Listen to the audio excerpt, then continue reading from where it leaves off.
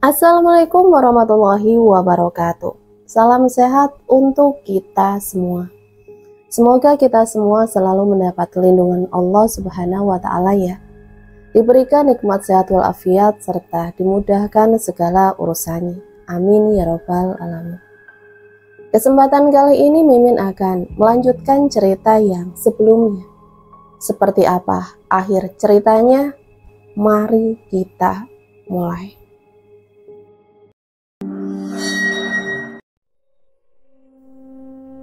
Kabar tentang orang misterius yang berpakaian serba hitam serta helm dan motornya berwarna hitam sampai juga ke telinga Gulnadi.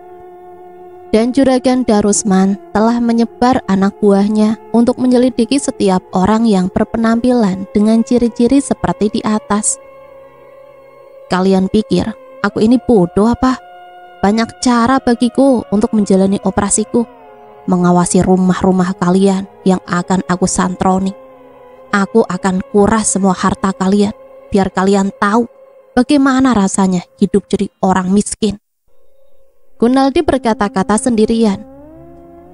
Mungkin yang terbaik aku lakukan dengan cara menyamar menjadi gembel atau gelandangan. Aku nggak bodoh kan?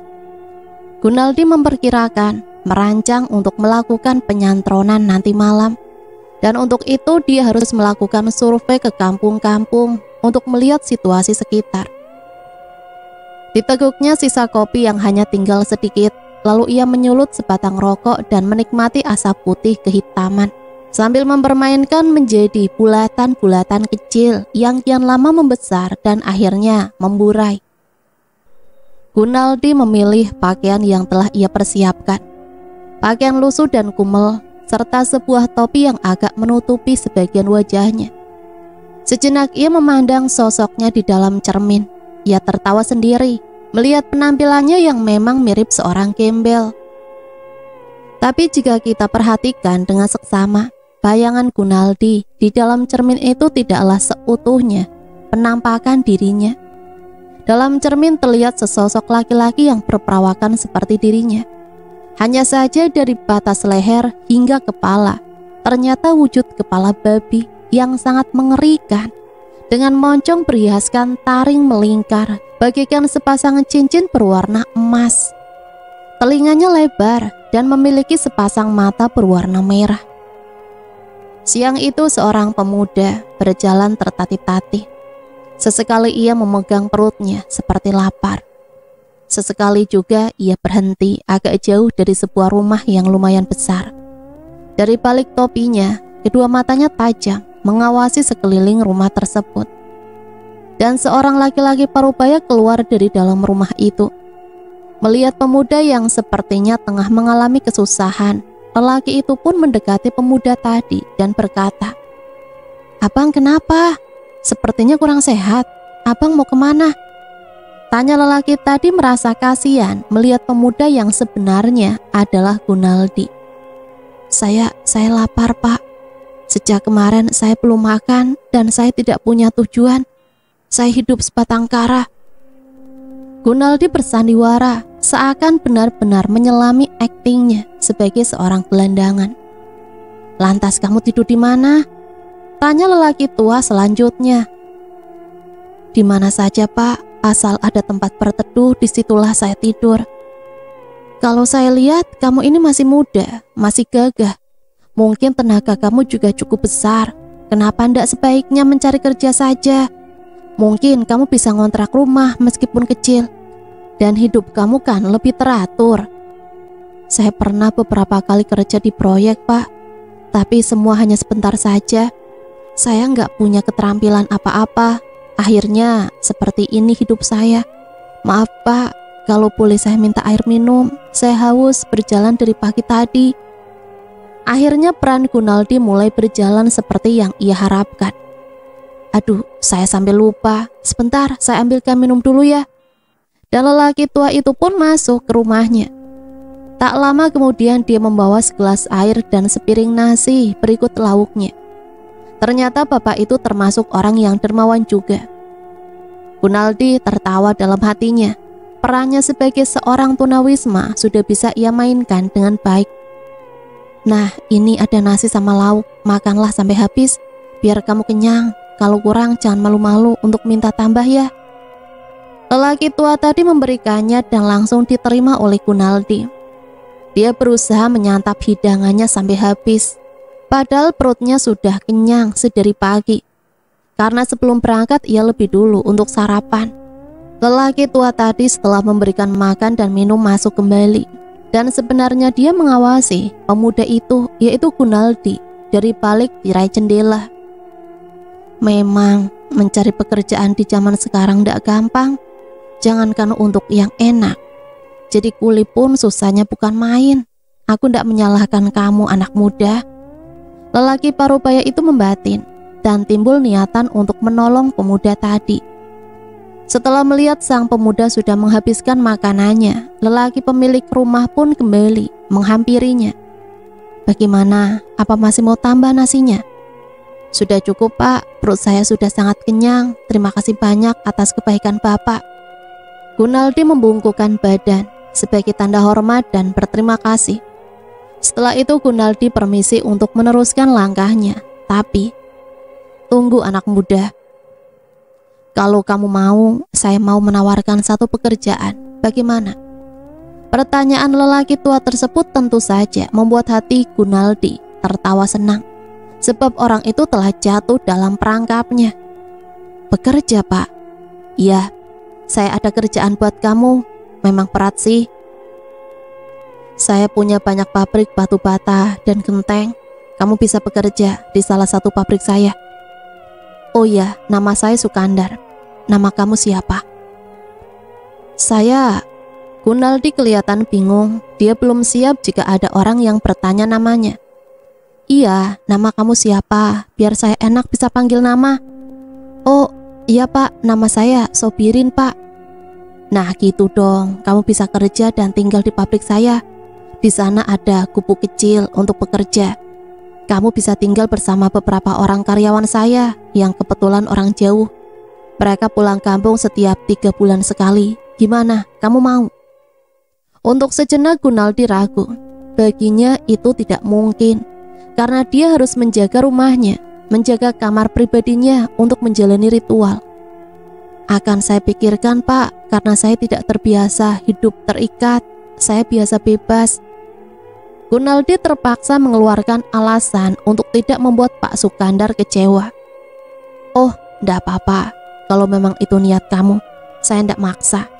Tapi saya selalu terbuka jika suatu saat nanti kamu berubah pikiran. Datanglah ke sini, jangan sungkan-sungkan. Saya hanya berharap agar kamu bisa merubah cara hidup kamu menjadi lebih baik lagi. Dan Gunaldi tetap pada pendiriannya. Dia tak bisa untuk tetap tinggal dalam satu kamar bersama orang lain. Karena sesungguhnya tujuannya hanya satu, mengambil alih harta Pak Sukandar. Hari sudah cukup sore ketika langkah Gunaldi tak sengaja sampai di suatu tempat yang pernah ia lihat saat dia masih tinggal di sana. Gerimis mulai turun. Mulanya Gunaldi akan terus melanjutkan untuk pulang. Namun gerimis berubah mendadak menjadi hujan yang cukup lebat, hingga ia memutuskan untuk mencari tempat berteduh. Dan di depan 100 langkah dari tempatnya, dia melihat ada sebuah gubuk kecil yang mungkin bisa untuk berlindung sementara. Gunaldi pun bergegas berlari kecil ke sana. Gunaldi baru ingat kalau tempat itu adalah milik Juragan Darusman, ayah dari Karyati, yang baru kemarin rumahnya telah disantroni. Ia baru sadar saat melihat di sekeliling gubuk itu banyak terdapat tambak yang berukuran lumayan luas. Kekayaan juragan ini masih cukup banyak. Masih perlu waktu buatku menguras semua hartanya sampai tuntas. Gunaldi melihat berbagai jenis ikan yang tentu saja menurutnya mempunyai harta jual yang tinggi. Gunaldi duduk sembari menghisap rokoknya untuk mengurangi rasa dingin yang semakin terasa menusuk. Maklumlah, karena wilayah itu terbuka sehingga angin bertiup secara bebas. Pandangan Gunaldi mencoba memperhatikan ke sekelilingnya. Ia takut ada orang yang melihatnya, sebab biasanya tempat ini selalu dijaga oleh anak buah Juragan Darusman. Menjelang maghrib, hujan baru reda. Gunaldi cepat beranjak dari gubuk tadi. Namun belum jauh kakinya melangkah, suara azan maghrib berkumandang saling bersautan dari masjid-masjid dan surau atau musola. Seketika itu pula telinga Gunaldi merasakan sakit yang teramat sangat, seperti ditusuk-tusuk ribuan jarum. Gunaldi menutup telinganya hingga dia limbung, kakinya pun gemetar, dan dia tertunduk di bawah rintik gerimis yang masih tersisa. Tolong hentikan suara itu!" teriaknya dalam hati. Dengan susah payah dan terhuyung-huyung, akhirnya Gunaldi bisa juga sampai rumahnya.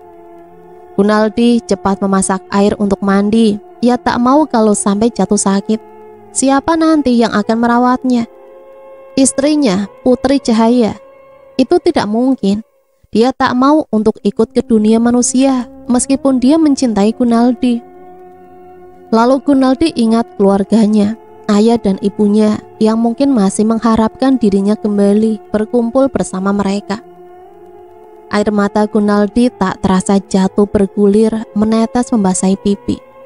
Ia ingat akan kehidupan keluarganya yang serba kekurangan, dan dia merasa kalau sampai saat ini belum bisa membantu mereka. Bahkan dia telah mencoreng nama baik keluarganya. Suara air yang mendidih dari atas kompor menyadarkannya untuk segera mengangkat dan menuangkan ke dalam ember. Dicampur air dingin agar tak terasa hangat. Setelah itu Gunaldi segera membersihkan tubuhnya. Malam itu Gunaldi tak punya rencana keluar rumah. Tak ada sasaran rumah yang menjadi target operasinya. Kalaupun ada, mungkin hanya rumah Pak Sunandar, orang yang siang tadi menolongnya memberi makanan. Tapi rasanya aku gak tega sama orang itu. Dia kelihatan terlalu baik dan mudah percaya sama aku. Kenapa pula aku harus merasa kasihan sih? Bukankah tujuan utamaku ialah mencari harta sebanyak mungkin? Setelah mandi, tubuhnya terasa agak segar dan ringan. Kemudian ia membuat secangkir kopi lalu duduk di teras rumahnya. Aduh, rokokku habis lagi. Gunaldi kembali masuk untuk mencari rokok. Barangkali masih ada yang tersisa. Namun tak ada sebatang pun yang ia temukan. Mau tak mau dia harus keluar juga untuk membeli rokok. Warung rokok terdekat terlihat tutup. Mungkin karena sore tadi hujan lebat membuat sang pemilik warung merasa enggan untuk membuka dagangannya. Gunaldi harus berjalan agak jauh menuju warung kedua. Warung nampak agak ramai sebab di situ juga biasa dijadikan pangkalan ojek. "Ojek, Mas." Suara pemuda menghampiri Gunaldi menawarkan jasa. "Oh enggak, saya cuma mau beli rokok." "Ngopi, Mas." Orang yang duduk di sebelah Gunaldi ikut menawari sambil mengangkat gelas kopinya. "Wah, kebetulan saya baru bikin kopi di rumah dan belum sempat saya minum. Ini loh penyebabnya, rokok saya habis." Balas Gunaldi sambil menunjukkan sebungkus rokok. "Ya nggak apa-apalah, Mas. Sekali-kali kita ngobrol sambil ngopi. Lagi pula rasanya kita belum saling kenal ya.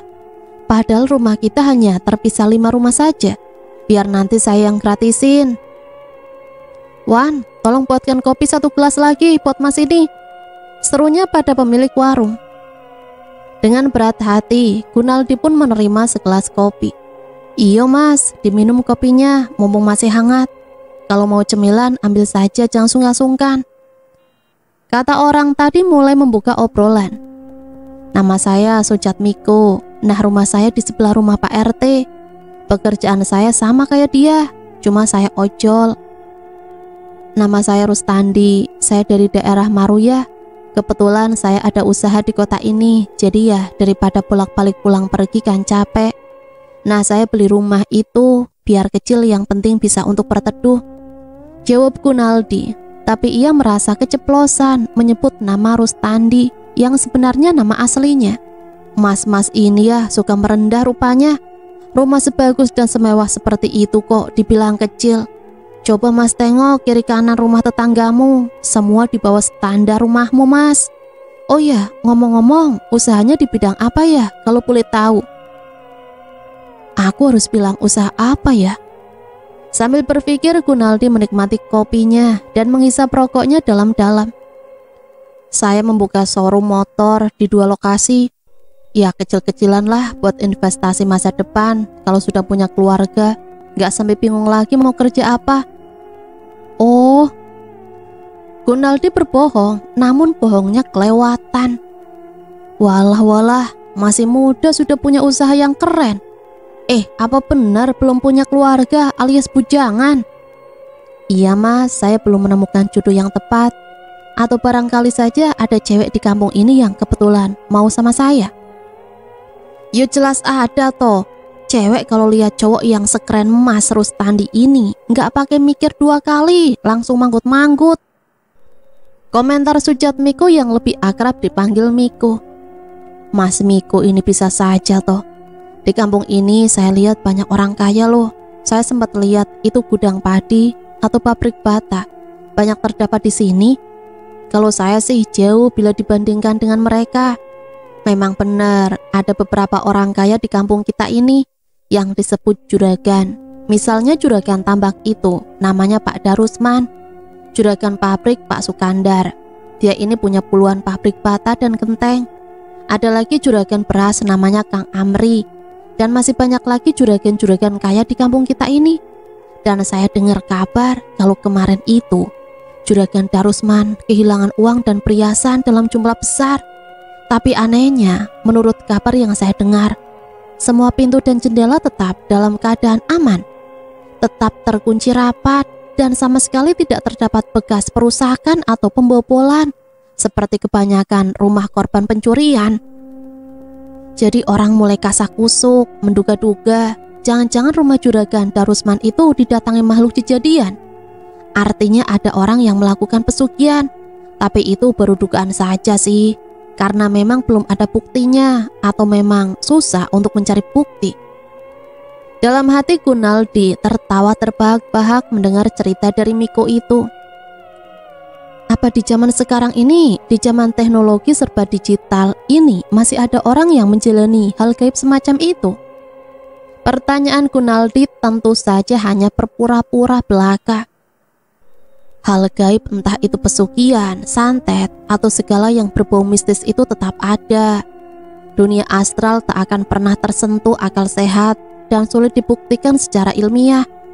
Maka kalau saya bilang orang yang melakukan hal semacam itu adalah orang yang pendek akal, atau mungkin juga sudah tidak berakal, makanya dia putus asa dan mencari jalan pintas, jalan mencari kekayaan dengan cara instan.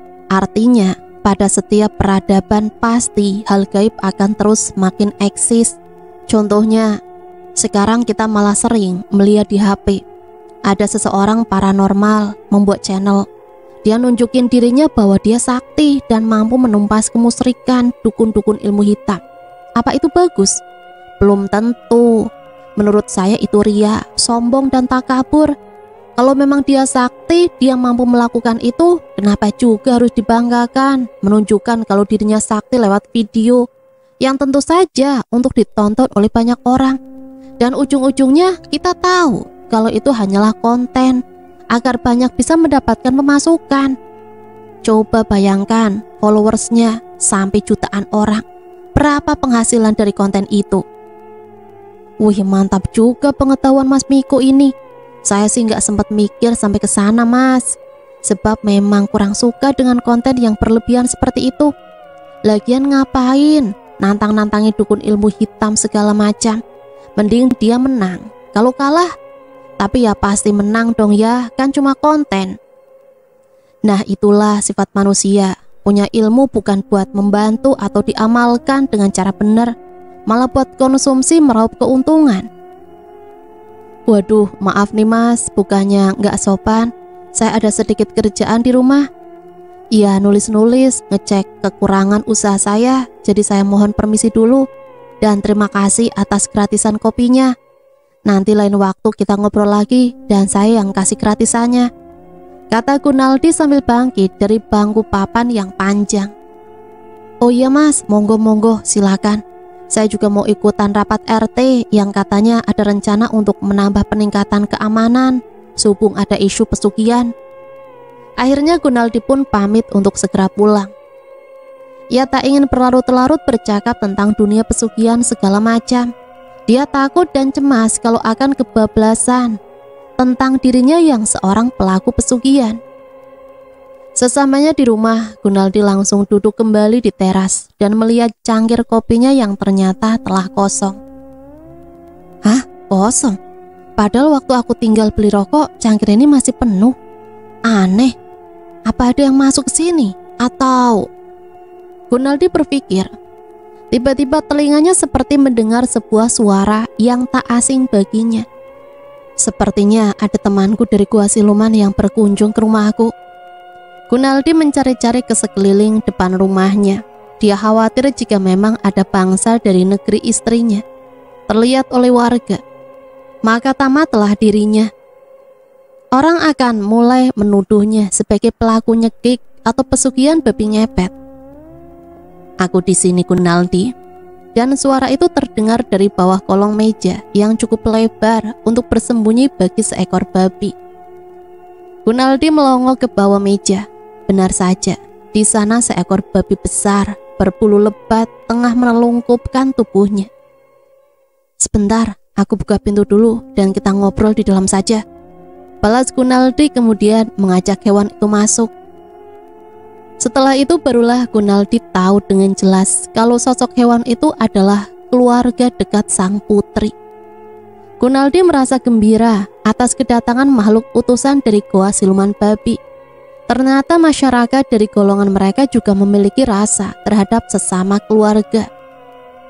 Oh, jadi kakak disuruh oleh putri untuk melindungi aku. Terima kasih atas semua yang putri berikan kepadaku. Aku juga sepertinya sudah kangen dengan istri dan anak-anakku. Tuanku putri selalu mencemaskan keselamatanmu, Gunaldi. Ia begitu khawatir kalau kamu sampai kepergok saat mencari harta di rumah warga. Makanya dia bilang, apa tidak sebaiknya kamu minta saja harta kepada sang penguasa, agar kamu tidak perlu bersusah payah mencarinya. Utusan tadi menjelaskan kedatangannya. Iya, memang itu kedengarannya lebih baik. Tapi aku juga butuh sesuatu. Aku ingin melihat bagaimana rasanya orang-orang yang pernah menghinaku dan merendahkanku saat mereka hidup dalam keadaan seperti diriku, miskin setelah harta mereka aku kuras habis. Itulah yang telah membuatku ingin kembali ke duniaku. Aku ingin menunjukkan bahwa Gunaldi bukanlah orang yang mudah untuk dihina. Tapi kamu butuh seseorang, Gunaldi. Seseorang yang akan selalu setia menjaga keselamatan kamu saat kamu pergi keluar menjalani aksimu. Kamu harus mempunyai asisten yang bisa menjaga di dalam lingkungan ritualmu saat kamu menjadi seekor babi. Aku akan mendapatkan orang itu, tapi nanti sebentar lagi. Ada yang belum sang penguasa katakan padamu.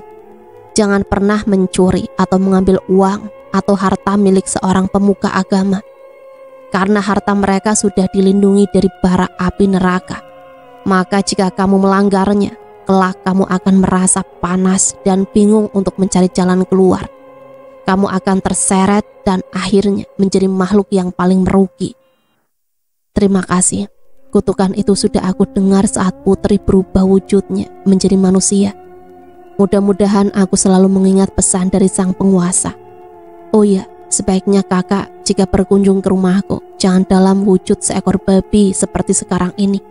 Atau memang kakak tidak dapat merubah wujud sebagai manusia? Belum, entah kapan waktunya akan tiba. Tapi kami percaya, kalau ada saat-saat tertentu dari golongan kami ini, ada yang akan menjadi manusia. Sebab kami bukan hewan asli, melainkan perpaduan antara keduanya. Kami tercipta dari sifat manusia dan binatang.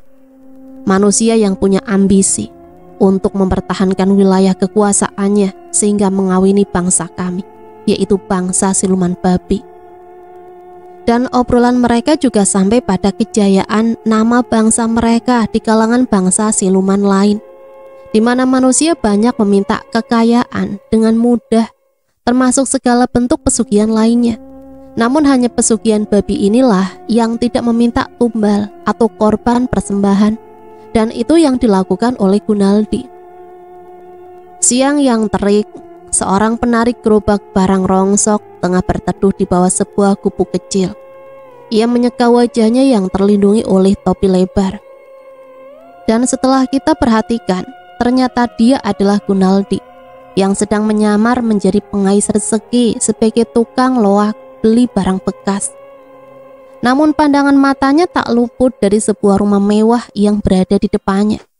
Rumah Juragan Ramli, seorang yang sukses dalam bidang pangan. Juragan Ramli hampir menguasai semua pasar sebagai pemasok beras dan kebutuhan pokok masyarakat. Dia bisa dibilang orang terkaya nomor 1 di kampung ini. Rumah mewah dengan 2 lantai dan di sebelahnya juga terdapat sebuah gudang penyimpanan beras yang juga dijadikan sebagai penggilingan padi. Sawahnya terdapat di berbagai wilayah dengan luas lahan yang sangat fantastis. Namun sayangnya dia tidak memiliki seorang anak yang menjadi harapan untuk meneruskan usahanya itu. Tapi menurut kabar yang sempat Gunaldi dengar, juragan ini pernah punya anak gadis. Ya, seorang gadis remaja yang masih duduk di bangku sekolah SMA. Namun kecelakaan maut telah menewaskan anak semata wayangnya. Dan yang membuat hati sang juragan teriris pilu, peristiwa tragis itu justru terjadi di depan rumahnya, yang kala itu belum semewah sekarang ini.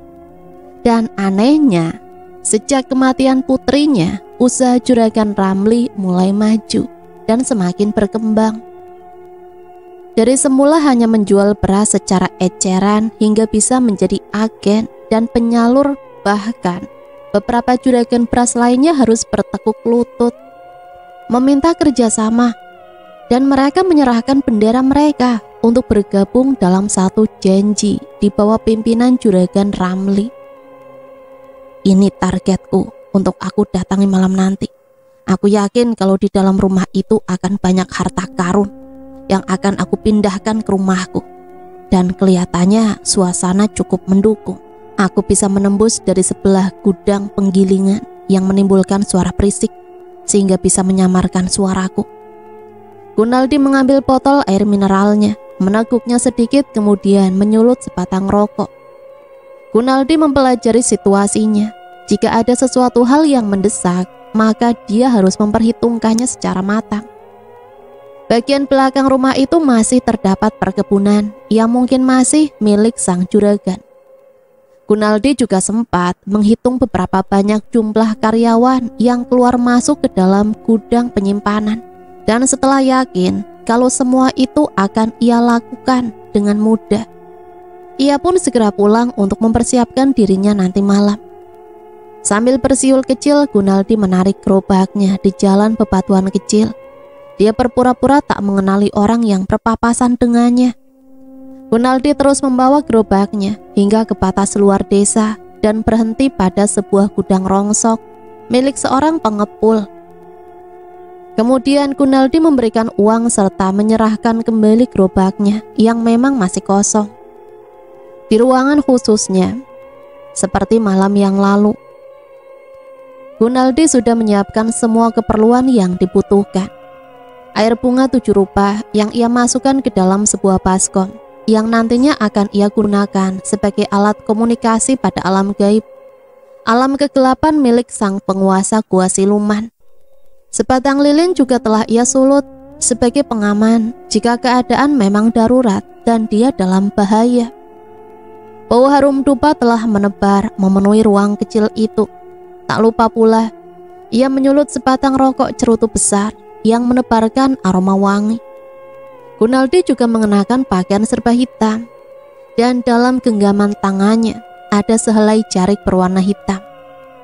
Gunaldi membayangkan sebuah rumah bercat hijau pupus dan berlantai 2. Rumah seorang juragan beras yang siang tadi sudah ia pantau. Gunaldi mulai duduk bersila, memulai ritualnya sambil mulutnya komat-kamit. Air di dalam baskom yang berisikan bunga 7 rupa itu pun mulai bergerak, periak lalu mendidih, seakan tengah digodok di atas tungku. Perlahan-lahan dari gelembung-gelembung air terlihat secara samar satu wajah seorang wanita yang bagi Gunaldi sudah tak asing lagi. Putri Wulan Cahya Kencana, malam ini aku akan mencari harta. mengambil milik mereka agar mereka merasa kehilangan dan merenunginya. Istriku, lindungilah aku dari segala mara bahaya dan jaga diriku agar aku tetap selamat untuk kembali. Dan wajah dalam baskom itu seakan bergerak tersenyum. Kakang, sebaiknya Kakang tak perlu melakukan semua itu. Bukankah di tempatku Kakang bisa meminta harta sebanyak yang Kakang mau? Mintalah pada ayahku, beliau pasti akan memberikannya. Terima kasih putri, ini bukan hanya soal harta semata, tapi ini adalah pembalasan untuk orang-orang yang merasa tinggi hati dan sombong. Gunaldi sudah menelungkupkan tubuhnya dan secara ajaib wujudnya berubah menjadi seekor babi jantan yang sangat besar. Dan dengan secepat kilat hewan jelmaan dari Gunaldi itu pun melesat membelah kesunyian malam. Gunaldi yang sudah dalam wujud seekor babi itu pun berjalan mengendap-endap. Dengan penuh kewaspadaan, matanya dengan tajam mengawasi setiap gerak dan suara di sekelilingnya, hingga sampailah ia di belakang sebuah rumah. Rumah seorang saudagar beras. Gunaldi memperkirakan letak kamar sang juragan. Dan setelah yakin, dia mulai menggesek-gesekkan tubuhnya beberapa kali, sehingga tubuhnya seketika itu juga lenyap. Kini sosok Gunaldi hanyalah berupa bayangan hitam, bergerak perlahan menembus dinding rumah, hingga dia berpindah berada di dalam sebuah kamar. Matanya meneliti setiap sudut kamar. Dia juga mempertajam penciuman dan pendengarannya. Di atas tempat tidur, sepasang suami istri tengah tertidur nyenyak. Mungkin mereka tengah bermimpi menghitung berapa banyak harta yang sudah mereka miliki. Gunaldi baru melihat orang kaya yang dipanggil juragan beras itu, Pak Ramli, seorang lelaki yang belum terlalu tua, bertubuh gempal dan berkulit hitam. Di sampingnya tergolek seorang perempuan muda, diperkirakan baru berusia 20 tahunan. Menurut kabar, wanita itu adalah istri ketiga dari sang juragan. Mata Gunaldi tertuju pada sebuah kotak berukir yang terletak di atas sebuah meja kecil di samping tempat tidur. Kotak yang menurutnya tempat menyimpan perhiasan dengan warna kuning emas dan masih sedikit terbuka. Mungkin sebelum mereka tidur tadi, mereka telah menghitung-hitung dan menikmati keindahan warna dari perhiasan yang ada di dalamnya. Namun belum sempat Gunaldi bergerak, matanya melihat sesuatu yang ganjil. Ya, di dekat kotak itu Gunaldi melihat sosok anak kecil. Anak kecil bertubuh hitam legam dan berkepala plontos. Anak itu tengah berusaha payah untuk menjangkau letak kotak perhiasan yang berada di atas meja. Tubuhnya yang pendek dan krempeng itu tengah berusaha untuk naik, namun terlihat kesulitan. Dan sepertinya anak kecil yang memiliki telinga agak panjang itu pun sedikit demi sedikit menambah tinggi badannya, sehingga sejajar dengan meja kayu tadi. Sebelum ia membuka kotak kayu, matanya melihat ke arah sang juragan dan istrinya yang terlelap. Namun ia teramat terkejut saat melihat ada sebuah bayangan lain. Matanya yang berwarna merah memandang ke arah Gunaldi. Dan dia sepertinya telah tahu kalau Gunaldi adalah sosok makhluk seperti dirinya. Dari mulutnya terdengar suara desis yang teramat menggigitkan bulu roma. Di kedua sudut bibirnya terdapat sepasang taring yang runcing dan berwarna seperti darah. Anak kecil yang kini telah berubah menjadi sosok orang dewasa menatap tajam pada Gunaldi. Namun Gunaldi tak mau memberikan kesempatan pada makhluk yang juga milik seorang pesugihan untuk berbuat sesuatu. Gunaldi bersujud dan dalam sekian detik dia telah berubah wujudnya menjadi bayangan seekor babi jantan, besar, hitam, dan sangat mengerikan. Bayangan makhluk itu langsung menyeruduk makhluk yang kini terlihat panik.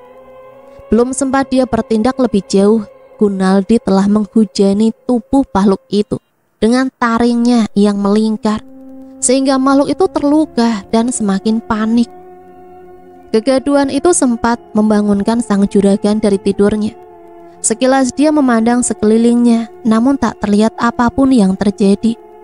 Dia juga melihat kotak perhiasannya masih berada di tempatnya.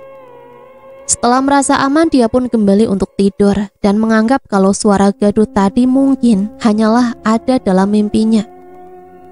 Anak hitam legam itu pun semakin panik. Dia merasa kalau binatang yang kini menjadi lawannya bukanlah makhluk sembarangan. Demi keselamatannya, dia tak mau semakin terluka oleh sayatan dan tusukan dari taring-taring babi itu. Karena dia hanya melakukan perintah tuanya dan tak mau jika dirinya yang menjadi korban atau terluka parah. Makhluk tadi kini kembali ke wujud aslinya, menjadi seorang anak kecil yang krempeng dan berkepala gundul, yang sering disebut dengan nama Tuyul. Dia mengangkat tangan tanda menyerah, dan Gunaldi hanya tersenyum membiarkan makhluk kecil itu pergi. Gunaldi tersenyum penuh kemenangan. Diperhatikannya isi di dalam kotak yang terdapat berpuluh jenis perhiasan emas, dan ada beberapa di antaranya bertahtakan berlian. Kemudian ia memasukkan semua perhiasan ke dalam kantong hitam. Lalu Gunaldi mencari sesuatu di dalam lemari pakaian. Dan seperti dugaannya, di dalam lemari terdapat setumpuk uang kertas yang ditaruh begitu saja tanpa ada tempat seperti kotak atau sejenisnya. Mungkin itu uang yang sengaja disediakan untuk keperluan besok pagi atau untuk membayar gaji pekerjanya. Gunaldi telah berada di luar rumah. Belum sempat dia merubah wujudnya, tiba-tiba dia mendengar teriakan riuh yang berasal dari depan rumah juragan Ramli. "Tuyul! Ada tuyul!" Teriakan itu membuat Gunaldi terdiam beberapa saat. Dia tak mau terkena imbasnya, maka untuk sementara dirinya yang masih berupa bayangan hanya bersembunyi di balik sebuah pohon besar. Suara riuh semakin terdengar, sepertinya mereka tengah mencari-cari keberadaan makhluk kecil tadi. Setelah merasa yakin kalau warga yang tengah mencari keberadaan tuyul tadi semakin menjauh, Gunaldi pun segera bersujud menelungkupkan badan. Kini bentuk Gunaldi telah kembali dalam wujudnya, seekor babi jantan. Dan dengan amat hati-hati dia berlarian di antara pepohonan dan tembok-tembok rumah penduduk hingga sampailah dia dekat rumahnya. Gunaldi memperhatikan sekelilingnya. Setelah merasa aman, dia pun masuk lewat pintu belakang. Ternyata hasil malam ini sangat memuaskan. Puluhan perhiasan emas dalam berbagai bentuk, ditambah pula setumpuk uang yang belum dihitungnya. Gunaldi yakin kalau kekayaan juragan Bras itu di atas kekayaan yang dimiliki keluarga Pak Darusman, ayahnya Karyati. Ini baru hasil dari jarahan 2 rumah saja. Bagaimana kalau dia sudah berhasil menggasak habis semua kekayaan orang-orang nomor 1 di kampung tersebut? Mungkin ia akan mampu mendirikan sebuah bangunan megah layaknya istana. Berpikir sampai di situ, Gunaldi ingat akan keadaan kedua orang tuanya. Usia mereka sudah semakin renta. Mungkin dalam seusia mereka tak lagi dapat bekerja secara normal. Tenaga pun sudah semakin berkurang. Meskipun semangat juang tak pernah pupus dalam jiwa kedua orang tuanya, Gunaldi menimbang-nimbang ia ingin memberikan hasil malam ini untuk kedua orang tuanya. Tak mungkin ia memberikan dalam bentuk perhiasan. Itu pasti akan mempersulit mereka. Perhiasan harus mereka jual terlebih dahulu, dan itu tentu saja bisa mengakibatkan kecurigaan pada orang lain. Dari mana mereka memperoleh perhiasan sebanyak itu? Dan itu tak boleh terjadi. Rose, sebenarnya Bapak tidak tega melihat kamu harus bekerja keras. Mestinya anak seumuran kamu masih bersekolah demi masa depan kamu. Gunaldi yang saat itu masih memakai nama aslinya mendengar ucapan bapaknya yang memang menaruh perhatian besar kepadanya untuk bisa melanjutkan sekolah. Namun keadaan ekonomi mereka membuat Rustandi menyadari kalau dia harus berhenti sekolah dan memutuskan untuk bekerja. Meski dengan hasil yang tak seberapa, dia bisa membantu untuk kehidupan yang lebih baik. Enggak apa-apa, Pak. Aku udah besar dan memang udah sepantasnya bekerja untuk membantu ibu. Doakan saja biar aku bisa mendapatkan pekerjaan yang lebih baik, Pak. balas Rustandi sambil menyiapkan bekal untuk makan siang nanti. Tapi jalan nasib dan takdir sudah digariskan. Rustandi harus bekerja sebagai buruh proyek dan harus mau berpindah-pindah tempat. Terkadang harus menyeberang dari satu pulau ke pulau lain. Kehidupan Rustandi sudah tak terkendali. Ia mulai terjerumus ke dalam pergaulan yang semakin hari semakin buruk. Rustandi lebih banyak menghabiskan uang untuk berfoya-foya. Mabuk, minuman, dan judi sudah menjadi bagian dari kesehariannya. Bahkan dia juga sudah acap kali bermain wanita untuk melampiaskan nafsunya. Lengkaplah sudah keburukan sifat Rustandi. Dia mulai lupa akan tujuan utamanya, membantu orang tuanya. Semakin terpuruk dalam jurang kemaksiatan yang membuat dirinya semakin jauh dari keluarganya. Bapak dan ibu sudah semakin tua. Kami ingin melihat kamu berumah tangga, biar kamu ada yang mengurusi. Dan kami juga sudah kepengen mempunyai cucu, kata bapak waktu Rustandi baru pulang dari Palembang. Mereka sedikitnya berharap sang anak memberikan uang dari pekerjaannya selama berbulan-bulan. Namun harapan mereka hanya harapan kosong, sebab Rustandi pulang tak membawa apa-apa. Seluruh uang gajiannya telah habis di meja judi dan minum-minuman. Iya, Bapak, siapa sih yang gak mau kawin? Kambing aja kawin kok, Pak. Tapi kan aku butuh biaya untuk melamar, Pak. Memang Bapak dan Ibu punya uang untuk biaya aku nikah nanti? Jawaban Rustandi sungguh sangat tidak menyenangkan. Terlalu menusuk perasaan hati kedua orang tuanya.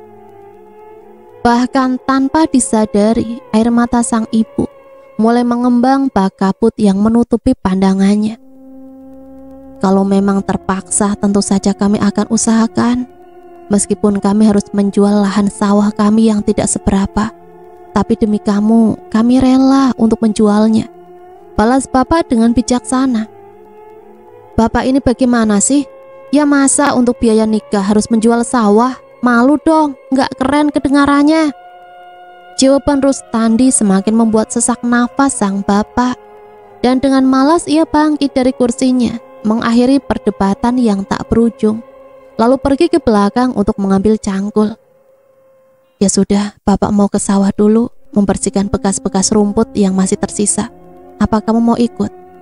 Tanyanya pada sang anak yang dibalas dengan gelengan kepala. Siang yang terik, Gunaldi sudah berdiri di dekat rumahnya. Ia tak melihat siapa-siapa di sana, hanya balai-balai bambu yang masih teramat bersih.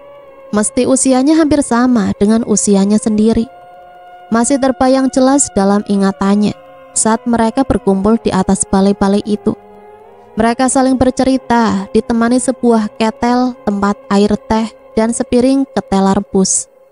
Nikmat rasanya setelah bermain mengejar layang-layang, kemudian menyantap beberapa potong ketela. Tapi itu dulu. Sedangkan sekarang Rustandi nyaris tak mengenal lagi apa itu ketela rebus atau singkong goreng. Bahkan hampir tak pernah ia melihatnya lagi. Makanan yang sekarang ia kenal tentu saja makanan orang-orang berkelas menengah ke atas. Dan semua itu hanya bisa ia peroleh setelah menjalani ritual pesugihan. Apapun yang ia inginkan pasti dengan mudah ia dapatkan. Gunaldi melihat rumahnya. Bagian samping sudah semakin condong nyaris roboh. Untuk memperbaikinya, tentu saja bapaknya harus mencari uang yang cukup banyak. Gunaldi ingin suatu saat nanti ia akan membangun sebuah rumah besar di atas lahan bekas rumahnya. Sebuah rumah mewah dengan desain modern dan megah, semegah istana. Gunaldi sadar kalau dalam mencari kekayaannya ada batasan yang telah digariskan dan ketentuan. Dan sebelum batas itu habis, Gunaldi ingin membuktikan kalau dirinya juga masih berguna, setidaknya buat keluarganya. Dia ingin melihat kedua orang tuanya bangga memiliki anak seperti dirinya.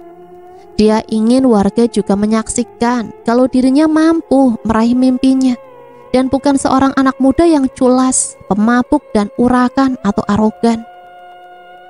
Gunaldi duduk di balai-balai bambu, tempat dia tertidur nyaman sehabis main. Semua masih terlihat sama sejak ia pergi meninggalkan rumah ini. Ada duka yang tiba-tiba menyeruak mengiris hatinya saat ia ingat akan hinaan dan cemoohan dari perempuan yang pernah ia cintai. Karyati terkadang lewat di depan rumah Gunaldi. Perempuan itu hanya mencibir, terkadang melempar candaan yang membuat hati Gunaldi merasa tercapik-capik. "Hati-hati lurus, nanti kamu keruntuhan," seru gadis itu sambil menunjuk atap rumahnya yang memang sudah agak cekung bagian tengahnya. Mungkin sebagian kayunya telah keropos. Tengah Gunaldi mengumbar lamunannya, tiba-tiba matanya melihat bapaknya yang baru kembali dari kebun dengan membawa sebuah cangkul. Laki-laki tua itu sempat terdiam melihat seorang pemuda yang menurutnya adalah anaknya yang telah lama pergi. Dengan rasa senang sekaligus haru, Pak tua itu pun segera bergegas untuk mendekati Gunaldi. Namun dia kecewa karena Gunaldi sudah lebih dulu beranjak pergi. Mungkin dia bukan anakku. Mungkin hanya perasaanku saja yang sudah kangen ingin melihat anakku. Pak Goni menyimpan rasa kecewanya. Namun mata lelaki tua itu tertumbuk pada sebuah kantong kresek berwarna hitam. Bungkus apa ini? Wah, jangan-jangan ini ketinggalan. Pasti milik orang tadi. Dengan tegang tangan tuanya membuka kantong kresek tersebut. Astagfirullah, uang siapa ini? Kenapa dia sampai lupa meninggalkannya? Serunya terkejut demi melihat segepok uang kertas yang masih baru. Dengan cepat ia membawa bungkusan itu dan segera menyusul pemuda tadi. Tapi Gunaldi sengaja tidak berlari cepat. Dia hanya bersembunyi sambil tetap memperhatikan sosok bapak yang celingukan mencari-carinya.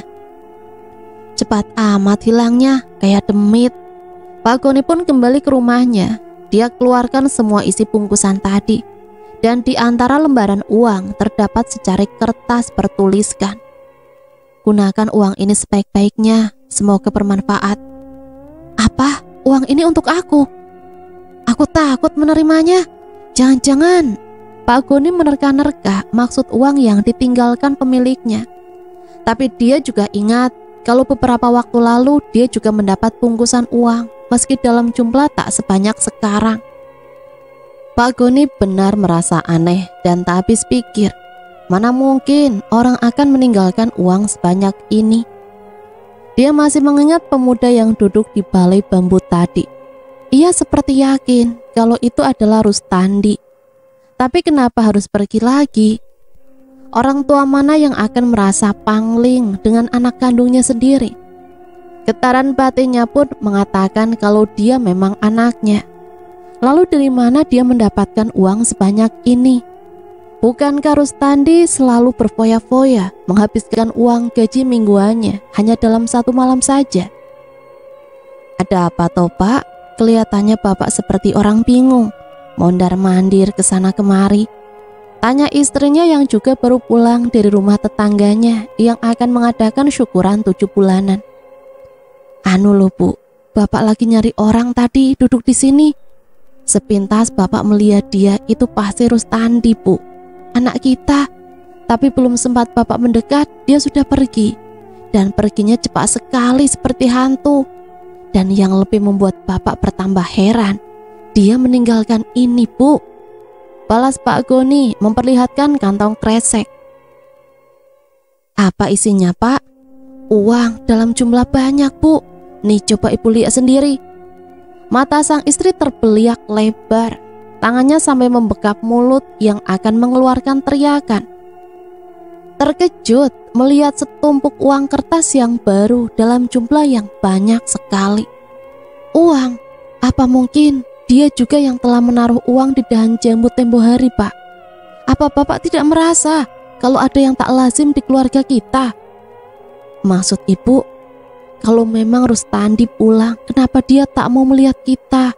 Dan kenapa dengan sengaja meninggalkan uang untuk kita?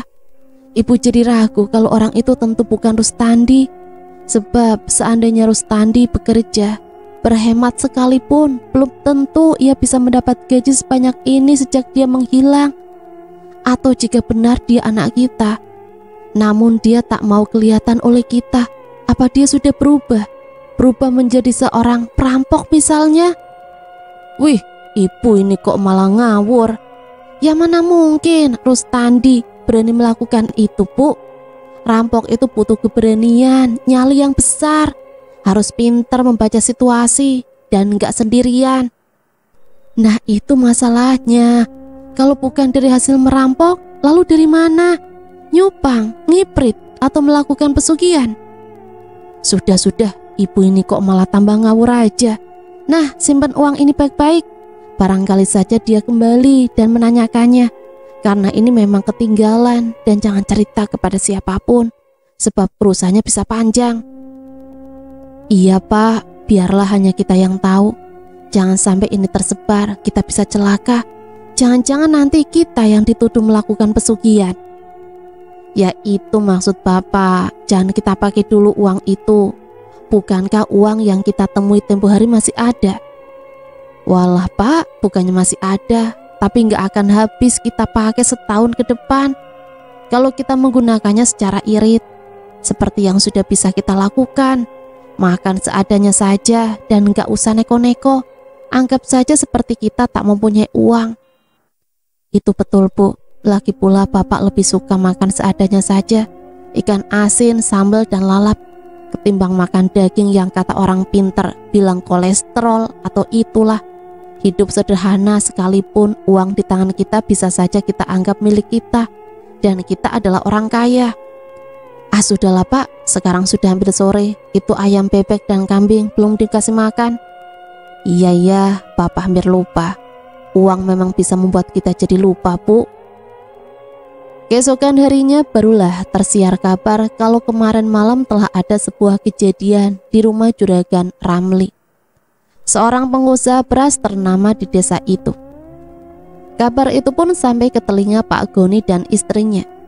Mereka berdua saling berembuk mengenai kabar bahwa rumah Juragan Ramli bukan kemasukan rampok atau pencuri, karena tak ada tanda-tanda kerusakan, baik pintu atau jendela dan tanda lainnya.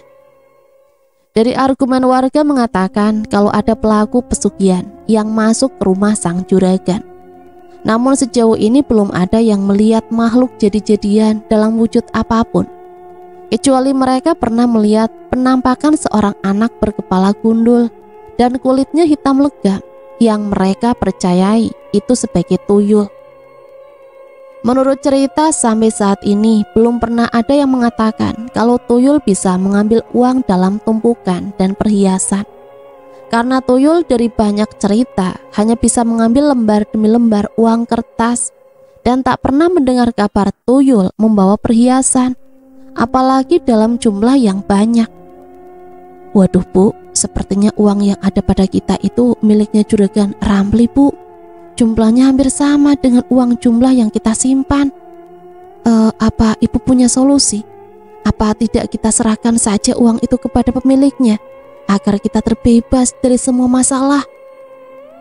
Pak, kalau kita menyerahkan uang ini pada Juragan Ramli, itu artinya sama saja dengan bunuh diri. Bunuh diri bagaimana toh Bu? Bukankah kita membantu meringankan beban juragan itu? Dan dia pasti senang. Mungkin kita akan diberi imbalan jasa. Bagaimana kalau Juragan Ramli malah menyebar berita bahwa yang melakukan pesugihan adalah kita sendiri? Ya nggak mungkin lah, masa kita mencuri lalu kita kembalikan? Atau mereka akan menyangka kalau pelaku pesugihan itu memang sengaja membantu kita. Lalu mereka juga berpikir, siapa orang yang melakukan itu dan mau bersusah payah membantu kita? Nah, apa pendapat mereka?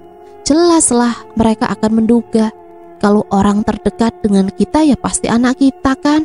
Gak mungkin orang lain bersusah payah hanya untuk membantu kita ini. Pendapat Ibu memang ada benarnya. Jadi apa yang harus kita lakukan sekarang Bu? Perasaan Bapak jadi gak tenang gara-gara uang itu. Aku takut kita ikut terlibat Bu. Iya Pak, kita miskin tapi kita bisa hidup dengan tenang. Tapi sekarang uang itu bikin kita cemas dan selalu gelisah. Rustandi, apa yang sebenarnya kamu lakukan Nak? Kedua orang tua Rustandi semakin hari semakin dibebani pikiran cemas, takut dan gelisah. Mereka juga tak berani ikut berkomentar jika kebetulan ada tetangga dan teman yang tengah membicarakan tentang kabar adanya pelaku pesugihan yang mulai bergentayangan menghantui para juragan kaya di desa mereka. Mereka semakin gelisah dan nyaris tak bisa tidur dengan nyenyak. Hampir jam 1 malam, Bu Atikoh, istri Pak Goni, belum juga tertidur, hanya memandang kosong pada atap rumahnya yang memang tanpa plafon. Sinar rembulan pun dapat menembus di antara genteng-genteng yang sudah melorot atau bergeser karena bambu atau kayu sebagai dudukan mulai keropos. Bu Atikoh entah mengapa tiba-tiba ingin duduk-duduk di luar di balai-balai bambu, dan memang terasa lebih nyaman. Bulan di angkasa dapat ia lihat secara utuh, bulat bak bola emas yang tergantung di langit luas. Dan seketika itu naluri ibu itu merasakan kalau ada seseorang yang tengah memperhatikannya.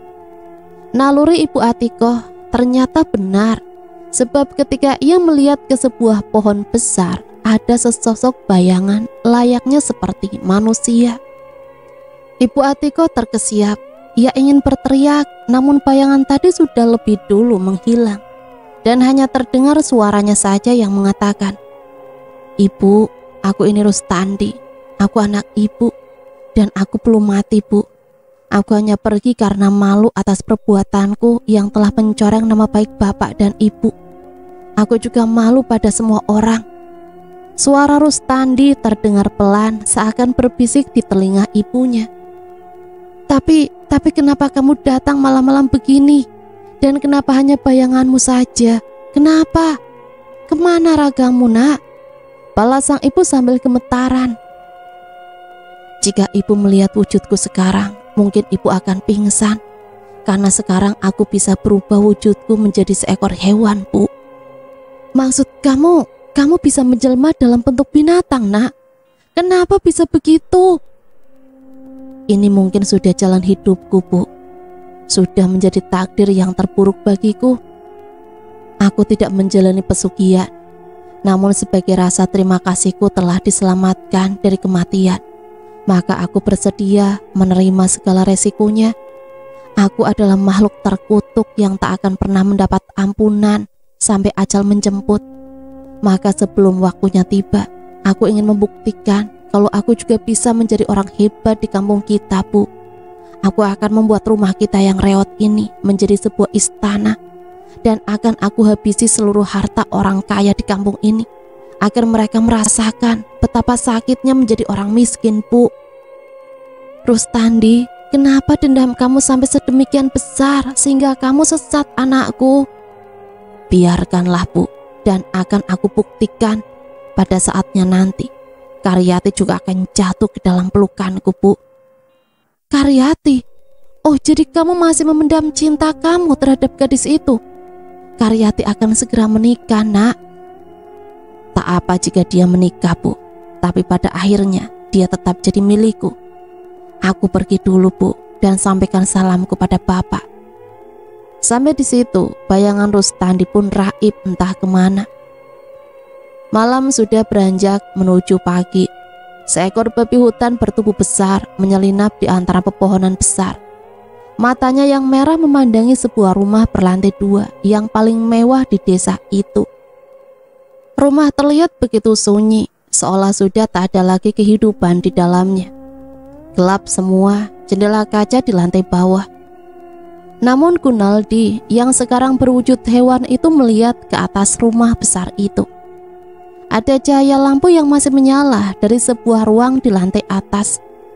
Untuk sesaat Gunaldi termenung. Apakah masih ada orang yang masih terjaga di ruangan itu?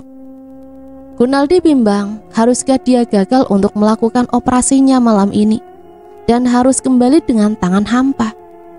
Tidak, aku tidak boleh pulang sebelum bisa menggasak harta milik rumah ini.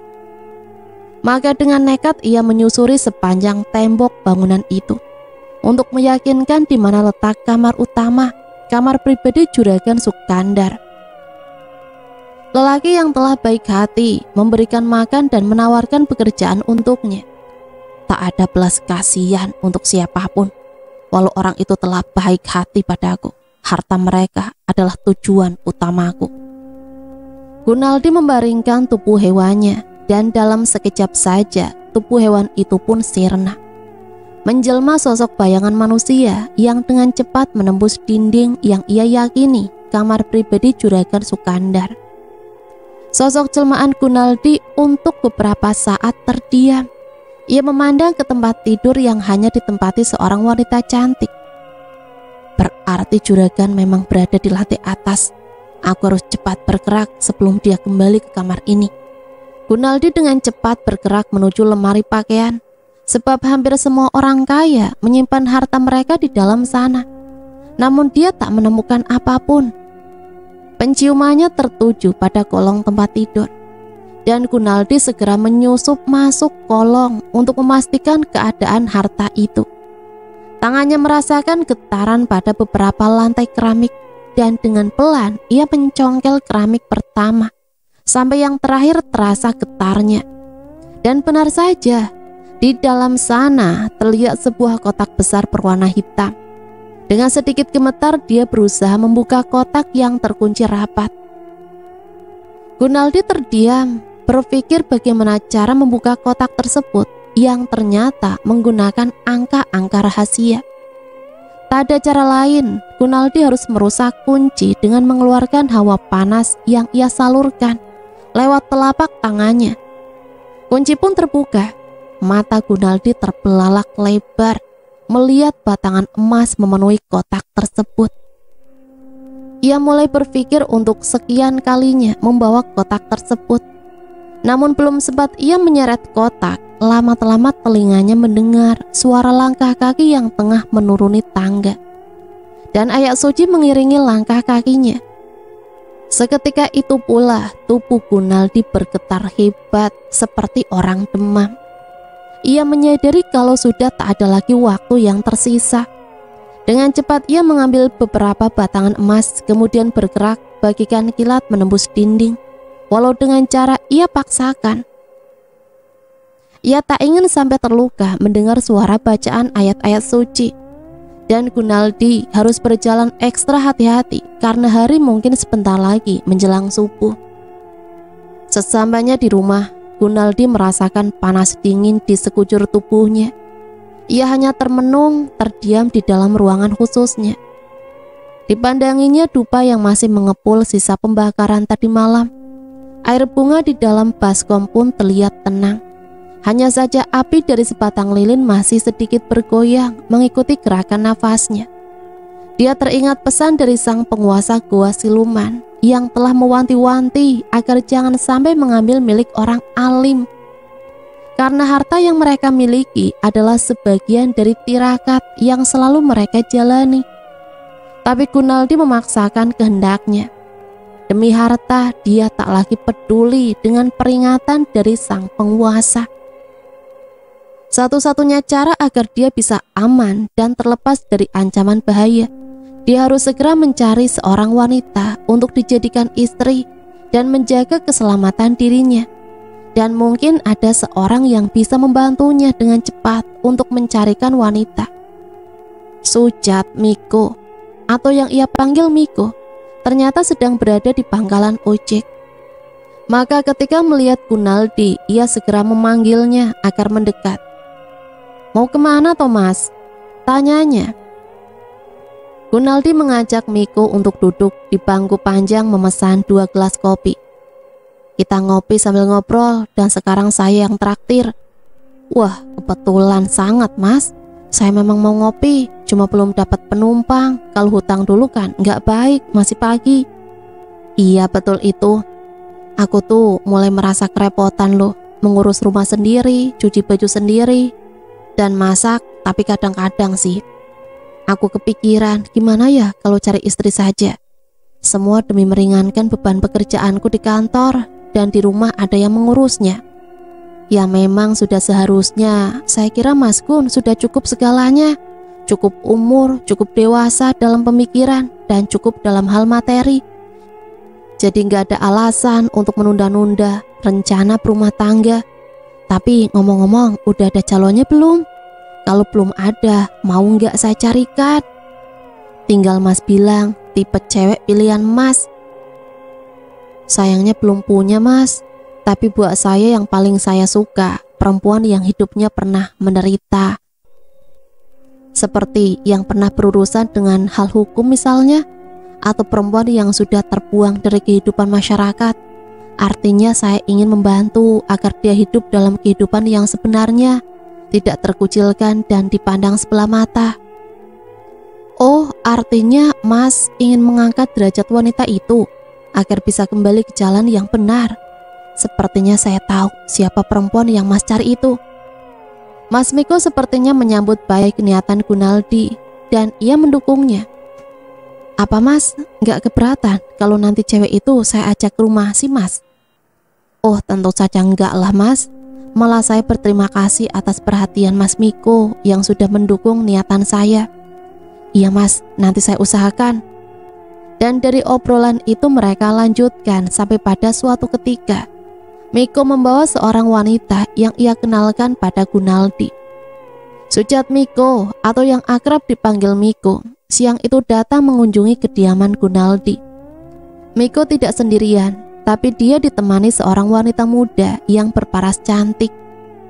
Silakan duduk dulu Mas, Mbak, sambut Gunaldi dengan ramah. Sari. Wanita muda menyebut namanya dan mengulurkan tangan. Gunaldi menjabat tangan wanita tadi dengan hangat. Gunaldi, balasnya. Kemudian dia masuk ke dalam kembali dengan 2 gelas air minum yang langsung ia letakkan di atas meja.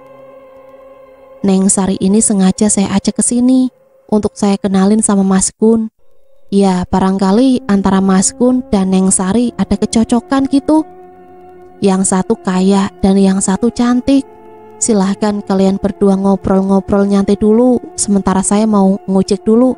Nanti saya kembali. Sujat Miko sengaja meninggalkan mereka berdua untuk mengadakan pendekatan. Jangan lama-lama loh Kang, nanti Akang lupa lagi. Balas Sari. Ya kalau saya lupa tinggal ngebel aja kok. Miko pun segera melajukan sepeda motornya menuju pangkalan ojek. Setelah kepergian Miko, Gunaldi dan Sari mulai terlibat dalam obrolan serius. Apa beneran Mas Gunaldi ini sedang mencari istri? Padahal kalau menurut saya laki-laki seperti Mas Gun ini sudah pasti dengan mudah mendapatkan wanita. Bahkan beberapa wanita, wajah ganteng, masih muda, kaya dan kelihatannya Mas juga sering bergaul. Atau mungkin Mas Gun punya kriteria khusus untuk mencari calon istri? Tanya Sari, yang memang sudah banyak pengalaman dalam urusan laki-laki. Lebih tepatnya saya ingin seorang istri yang benar-benar mau berbakti kepada suaminya. Ingin memiliki istri dari wanita yang kurang beruntung dalam hidupnya, seperti diri saya. Gunaldi mengutarakan maksudnya. Apa Mas Gun pernah ada dalam posisi seperti itu? Kalau kamu percaya, saya pernah hidup dalam keadaan terpuruk, terkunci dari masyarakat dan menjadi cibiran orang. Saya saat itu sekarat dan pergi meninggalkan kehidupan kelam, pergi membawa dendam. Tapi saya melihat Kakang dalam keadaan bahagia dan tak kekurangan. Ya, itu karena kerja keras yang saya lakukan selama ini, sehingga saya bisa bangkit dari keterpurukan. Lalu bagaimana dengan kamu sendiri? Mempunyai wajah yang cantik yang menurut saya sangat mudah untuk menarik hati laki-laki. Gunaldi mengalihkan dengan pertanyaan. Mas Gun benar, saya sendiri mengakui kalau saya ini cantik. Karena kecantikan inilah saya menjadi terhina. Saya mengalami tindakan amoral dari 4 pemuda. Mereka memperkosa saya hampir setiap saat.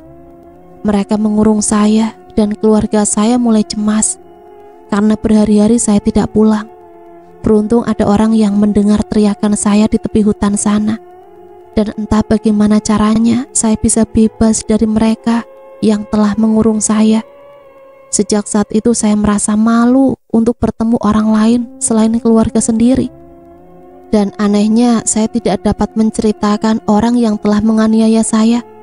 Saya hanya menyimpannya dalam hati dengan harapan pada suatu saat nanti saya dapat membalaskan sakit hati saya. Hampir 2 tahun saya hidup dalam lembah hitam. Demi anak yang lahir tanpa ayah, saya bekerja melayani dari satu pria ke pria lain. Sari menceritakan riwayat hidupnya yang ternyata cukup tragis. Gunaldi menarik nafas panjang. Ia seperti tengah merasakan beban berat dalam diri wanita di hadapannya. Kita senasib, kita bisa bekerja sama sebagai satu tim sakit hati dan menjalin kekompakan untuk melakukan pembalasan. Maksud Mas Gun, nanti kita lakukan bersama setelah kita menikah dan hidup bersama. Akhirnya kita berdua akan membuat orang yang pernah menyakiti kita akan merasakan sakit juga. Gunaldi tertawa lebar yang membuat Sari terpana. Dendam, desisnya. Untuk meyakinkan Sari, Gunaldi memberikan setumpuk uang agar Sari percaya bahwa dia tidak main-main dengan ucapannya. Dan tentu saja Sari menerima dengan rasa sukacita uang dan tawaran menikah dari Gunaldi. 2 minggu kemudian, orang tua Sari Murti menggelar syukuran acara akad nikah di rumahnya yang dihadiri beberapa orang famili saja. Sebenarnya bisa saja Gunaldi menggelar acara itu dengan sebuah pesta. Namun kedua orang tua Sari menolaknya dengan alasan tak akan ada orang yang mau datang ke undangan mereka. Dan Gunaldi pun memakluminya. Akad nikah sudah siap. Tubuh Gunaldi mendadak gemetar demi melihat sebuah kitab Al-Quran sebagai mahar ijabnya. Dia sadar kalau tubuhnya akan melemah. Maka ia meminta untuk mempersingkat waktu saja dengan alasan kepala pusing dan perutnya terasa mual. Untungnya Gunaldi bisa mengikuti ucapan yang menjadi tuntutan dari sang penghulu. Setelah selesai, Gunaldi langsung menghambur pergi tanpa mengikuti pembacaan doa-doa.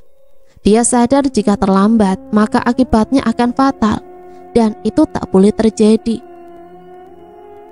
Dengan terhuyung-huyung, Gunaldi pun meninggalkan rumah Sari melalui pintu belakang. Dia tak lagi peduli bila keluarga Sari harus kehilangannya. Setibanya di rumah, Gunaldi segera memasuki kamar khusus dan ia segera menyalakan sebatang lilin. Nyala lilin mulai menerangi ruang yang semula gelap. Setelah itu, Gunaldi mengambil sikap duduk untuk melakukan ritualnya memanggil sang penguasa. Ruangan seketika terasa dingin, membekukan tulang, hingga tubuh Gunaldi bergetar hebat, menggigil. Dan dari nyala lilin keluarlah sesosok makhluk berwujud manusia berkepala seekor babi jantan besar dan sangat menyeramkan. Ada apa kau memanggilku? Suara makhluk itu menggema. Ampun Baginda, aku baru saja melakukan kesalahan sehingga harus mengalami penderitaan ini. Aku terpaksa menikahi bangsa manusia demi untuk menjaga keselamatan diriku. Tak apa anakku, semua hanya sementara saja, karena memang itulah kelemahan bangsa kita. Ini sudah digariskan dari alam kedua. Percayalah, sebentar lagi penderitaan kamu akan lenyap. Manfaatkan wanita yang telah kau nikahi dengan sebaik mungkin. Cari kekayaan dan harta yang sebanyak kamu mau, dan jadilah seorang penguasa, bukan jadi seorang pecundang. Terima kasih Baginda, aku berjanji untuk menguras habis harta mereka. Dan perlahan wujud dari penguasa alam gaib itu pun lenyap. Setelah resmi menikah, Sari Murti pun tinggal di rumah Gunaldi yang menurutnya cukup mewah.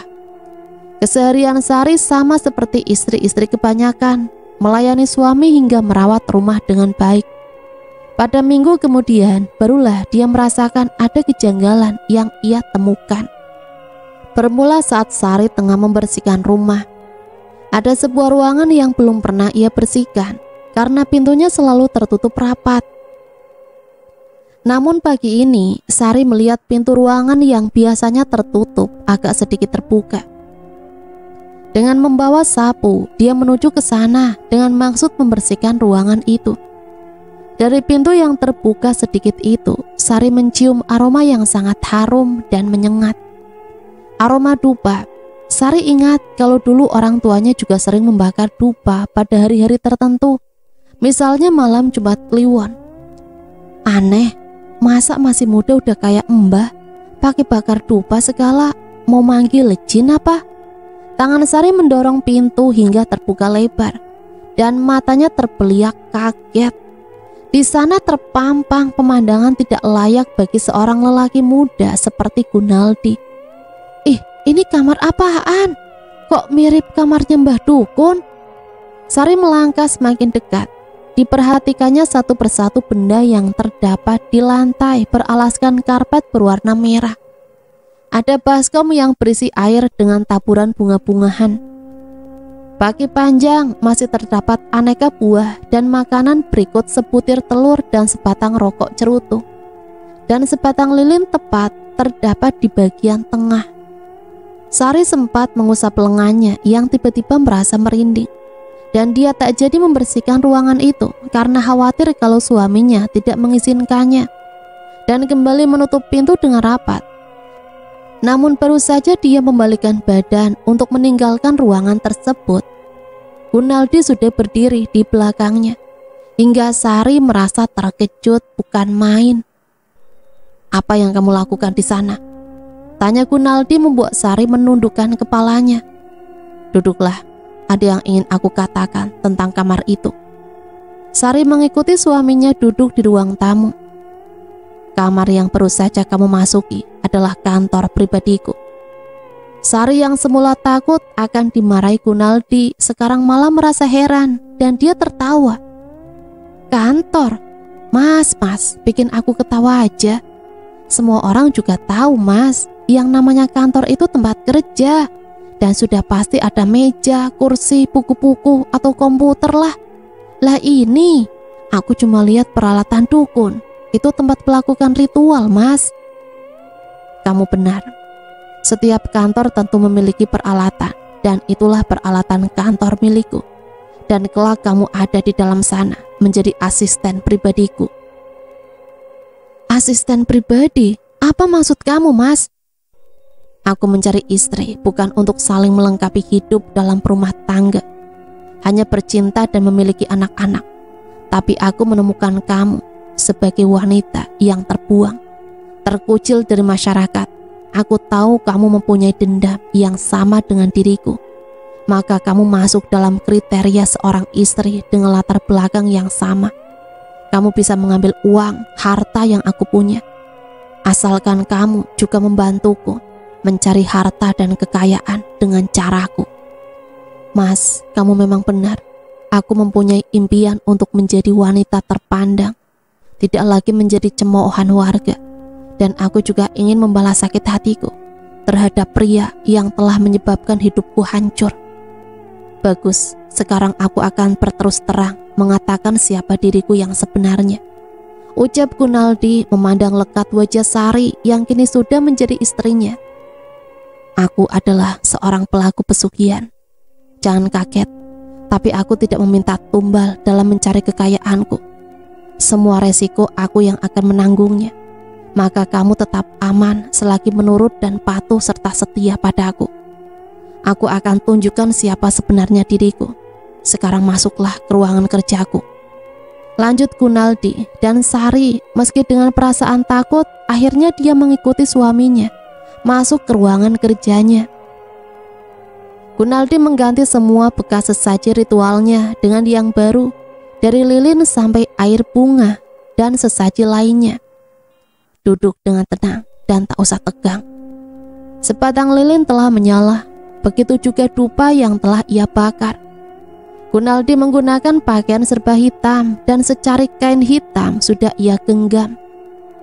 Beberapa saat kemudian Gunaldi menekukkan tubuhnya, membuat Sari semakin heran bercampur rasa takut dan penuh tanda tanya. Secarik kain hitam telah menutupi kepala Gunaldi, dan keajaiban pun kini terjadi di depan mata istrinya. Kaki-kaki Gunaldi berangsur-angsur mengecil dan pendek dengan kuku-kuku tebal dan kaku. Sari memperhatikan sebuah evolusi dari seorang manusia menjadi seorang binatang yang sangat mengerikan. Sekarang wanita itu terpana, takjub melihat hal yang sangat ganjil dan mustahil. Tapi ini nyata. Sosok Gunaldi sudah berubah seutuhnya menjadi seekor babi hutan yang berukuran besar. Inilah wujudku. Orang bilang aku ini babi ngepet. Dengan begini, aku bisa melakukan pemindahan harta orang kaya dengan waktu sekejap saja. Kamu takut, Sari? Aku takut, Mas. Takut kalau wujudmu tak bisa kembali seperti semula. Aku bisa merubah wujudku jika aku dalam kesulitan. Coba perhatikan. Wujud babi tadi seketika tertelungkup dan secepatnya berubah menjadi sesosok bayangan laki-laki. Inilah wujudku yang lain. Nah, sekarang sudah selesai. Aku membuka rahasia diriku. Maka kamu jangan coba-coba membongkar rahasia ini. Karena kemanapun kamu lari, aku akan dapat dengan mudah menemukan kamu. Nyawamu ada dalam genggamanku. Kamu mengerti, istriku? Tak ada pilihan lain bagi Sari selain hanya menganggukkan kepala. Keesokan harinya, Sari mulai menjalankan misinya. Ia berpura-pura menjadi seorang pedagang kredit pakaian. Sari mengenakan hijab dan bertutur kata sopan, sehingga banyak emak-emak yang tertarik dengan penampilannya. Kamu kan Neng Sari itu kan? Wah, hampir saja ibu gak ngenalin kamu. Kamu sudah berubah kayaknya, kata seorang ibu yang tengah memilih baju-baju dagangan Sari yang ditaruh di atas motor. Ya, seperti yang ibu lihat sekarang, saya juga sudah menikah, Bu. Balas Sari sambil tersenyum. Oh, syukurlah. Ngomong-ngomong, orang mana suaminya? Kok nggak undang-undang sih? Orang kampung sebelah, namanya Gunaldi. Kami menikah saja tanpa ada pesta. Gunaldi? Sepertinya saya pernah dengar namanya. Dia itu yang orang baru di kampung sebelah, orang kaya yang kata orang pengusaha. Wah, beruntung banget kamu. Tepat di samping jalan, Sari melihat dua orang pria yang nampak asik bermain catur di sebuah rumah kecil yang mirip sebuah kontrakan. Sari membunyikan klakson dengan maksud untuk permisi. Kedua pria tadi mengangkat kepala. Seketika itu juga ingatan Sari tertuju pada salah seorang dari mereka. Ya, pria berkumis tipis dengan baju biru itulah orang yang pernah membuat hidupnya hancur. Pria yang biasa dipanggil Sobari. Itu memang salah satu dari keempat pria yang telah merudah paksa dirinya. Bahkan mereka menyekap Sari di tepian sebuah hutan. Pria bernama Sobari melihat wajah Sari dan ia mengernyitkan alis matanya. Sekilas dia dapat mengingat kalau wanita yang ada di sepeda motor itu adalah wanita yang menjadi korban kebiadabannya beberapa tahun yang lalu. Namun ia sedikit ragu karena Sari mengenakan hijab menutup kepalanya. Hai, berhenti. Dagang apaan kamu? Tanya Sobari dengan nada tinggi. Sejenak Sari merasa ragu. Dia takut dan cemas kalau orang itu akan melakukan hal yang pernah ia lakukan dulu. Saya jualan pakaian wanita, Bang, dan gak sedia pakaian untuk pria, maaf. Aku gak peduli kamu mau jual pakaian wanita atau pria, atau jual diri sekalipun. Aku lihat muka kamu cantik. Berapa harga booking kamu satu malam? Abang ini ngomong apaan sih? Kok pakai tanya harga booking? Saya bukan PSK, Bang. Kamu mau mengelak ya? Aku tahu kamu itu siapa. Sari kan? Apa kamu udah lupa sama tampang aku? Aku yang pertama kali mendapatkan keperawanan kamu, Sari.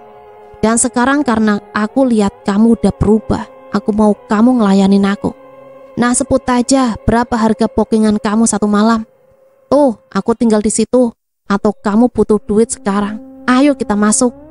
Ucap pria bernama Sobari makin tak terkontrol dan membuat Sari harus berpikir cepat demi keselamatan dirinya. Iya Bang, dan janji saya bakal datang malam nanti. Sekarang izinkan saya untuk berkeliling lagi, kata Sari meyakinkan pria itu. Dan mereka tertawa terbahak-bahak melihat Sari yang dianggapnya bodoh. Sampai di rumah, Sari menceritakan pengalaman pertamanya menjadi pedagang keliling. Sampai akhirnya dia menceritakan tentang rumah orang kaya yang akan menjadi ladang emas bagi Gunaldi. Dan tak lupa pula ia bercerita tentang pertemuannya dengan salah satu dari 4 pria yang pernah menyetubuinya. Pengalaman yang luar biasa. Baru 1 hari kerja, kamu sudah mendapatkan 2 info sekaligus. Harta atau nyawa? Mana yang kami pilih lebih dulu? Kalau harta, mungkin aku juga akan mempelajari dulu lokasi dan detail rumah itu dalam hal keamanan untuk aku. Jadi sekarang kita fokus dulu untuk nyawa. Kamu harus datang menemui mereka sebelum jam 12 malam. Ajak mereka ke tepi hutan. Seperti saat mereka memenjarakan dan melecehkan kamu. Dan jangan pernah lupa, kamu harus memakai parfum kematian ini. Karena dengan parfum ini, aku bisa mengetahui keberadaan kamu. Gunaldi mulai mengatur siasatnya.